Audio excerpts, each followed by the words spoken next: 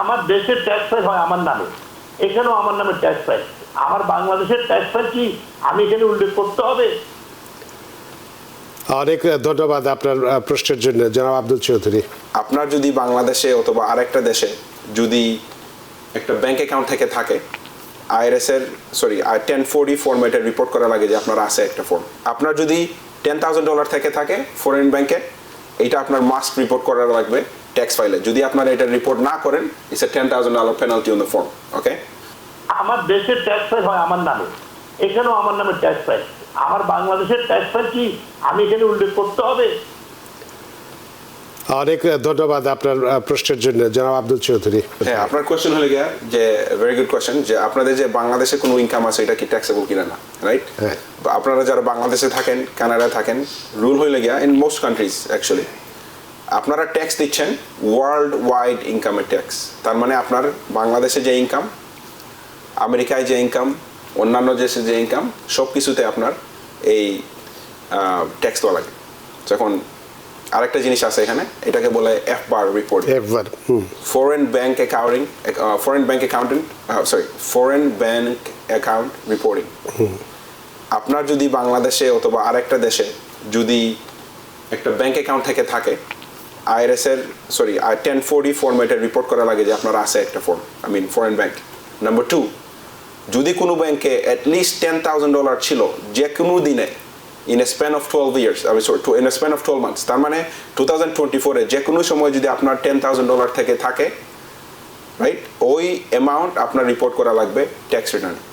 যদি tax return সর্বনিম্ন 10,000 থাকলে ট্যাক্স রিটার্নে এটাকে দেখাতে হবে। হ্যাঁ, সো এখন এটা কিন্তু ইনকাম হিসেবে ঢুকতেছে। টু থিংস এখানে, একটা আছে foreign assets and foreign income.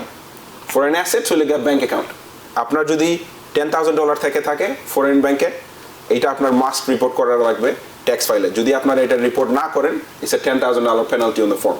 Okay, this is Y এটা আগে সবসময় যেটা হইতো, সব মানুষ সুইস অ্যাকাউন্ট খুলতো সুইজারল্যান্ডে গিয়ে। তারপরে কি হয়েছে, 2006-এ আইআরএস ওদেরকে সুপিনা করছে যে যতজন আসে ওদের লিস্ট দাও। Since then IRS now requires foreign bank account reporting. $10,000 হলে গিয়ে থ্রেশহোল্ড। তার মানে আপনার ব্যাংকে ধরেন কোনো পয়সা নাই, হঠাৎ করে একদিন এসে ঢুকছে $10,000, আবার সরাই ফেলছেন আপনি, that day you had $10,000, that means ওই অ্যাকাউন্ট আপনার রিপোর্ট করা লাগবে। ব্যালেন্স কিন্তু not based on the end of the year, balance হলেন গিয়া যে কোনো দিনে যদি $10,000 উপরে থাকে, you must report it on একটা aggregate basis। এখন যদি আপনার ব্যাংক অ্যাকাউন্ট আলাদা আলাদা করেন, that's not gonna work, together aggregate, তার মানে সব ব্যাংক অ্যাকাউন্ট এড করে যে কোনো দিনে যদি 10,000 থাকে, you need to report it।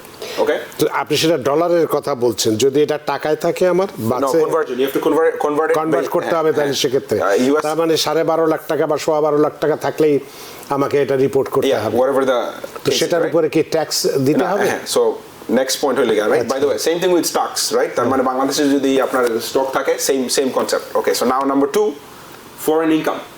বাংলাদেশে যদি আপনার কোনো ফরেন ইনকাম থাকে, whatever the income is, you have to report it in the US.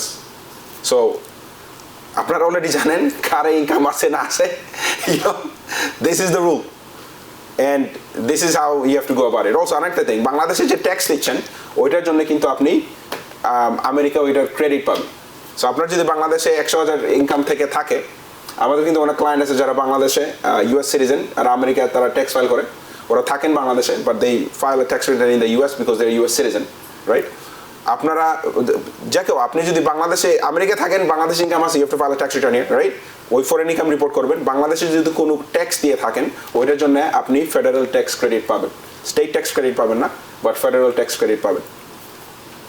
So to answer your question, আপনি যদি এখন বাংলাদেশে থাকেন, অনেক পয়সা আছে, ফ্লোরিডায় মুভ অন, টেক্সাসে move on, Washington state move on, অন্যান্য যে স্টেটে ট্যাক্স নাই ওইখানে গিয়ে মুভ হবেন, এন্ড বাংলাদেশে ইনকাম থাকলেও রিপোর্ট করে স্টিল এটার জন্য আপনি ক্রেডিট পাবেন। আপনি যেটা বললেন যে এটা ট্যাক্স দিতে হবে কিনা, এই প্রশ্নটা আপনার ছিল, তো আমার ধরুন যে আমার সে 20 লাখ টাকা আছে মনে করুন, আমি ধরে নিলাম, সুতরাং এক্ষেত্রে আমাকে রিপোর্ট করতে হচ্ছে, কিন্তু 20 লাখ টাকা ধরুন আমার ব্যাংকে পড়ে আছে, এখান থেকে হয়তো 10% ইন্টারেস্টে আমি 2 লাখ টাকা পেলাম, আমাকে কি এই 22 লাখ টাকার উপরেই 20 লাখ আর 2 লাখ 22 লাখ টাকার উপরে ট্যাক্স দিতে হবে, নাকি যেটা ইন্টারেস্ট পেলাম সেটার উপরে? 20 লাখ টাকা হইলে আপনার অ্যাসেট, কোনো ট্যাক্স নাই।